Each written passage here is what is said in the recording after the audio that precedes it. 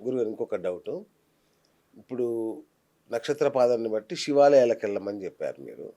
కానీ నక్షత్ర పాదాలను బట్టి ఏ నక్షత్రంలో పుట్టిన వాళ్ళు ఏ దేవుడిని కొలవాలి అనేది ఉంటుందా ఏమన్నా?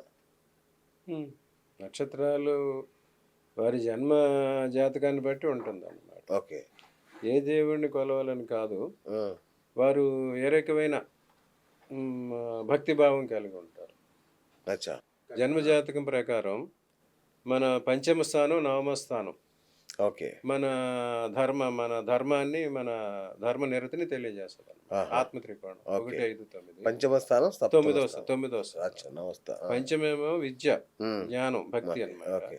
9 ఏంటంటే హైయెస్ట్ లెవెల్ అన్నమాట. హ్మ్. పూర్వపుణ్య స్థానం అన్నమాట.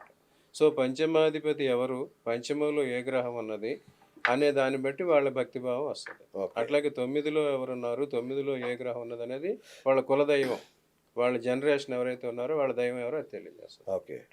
వాళ్ళ నక్షత్రం ఉంటది. ఆ అచ్చా! నక్షత్రాన్ని బట్టి కూడా వాళ్ళకి నక్షత్రాది దేవత భక్తి కూడా వస్తదన్నమాట. అవునా? ఈ రకంగా చూసుకున్నప్పుడు ఆహ్, ఈ మన గ్రహాల్లో 2 వర్గాలు ఉన్నాయని చెప్పాం. అవును. గురువర్గం, శని వర్గం. అవును. గురువర్గ గ్రహాలన్నిటికీ కారకుడు శివుడు. ఓకే. అధిపతి శివుడు. శని అచ్చా! వర్గ గ్రహాలకి కారకుడేమో శని. విష్ణువు.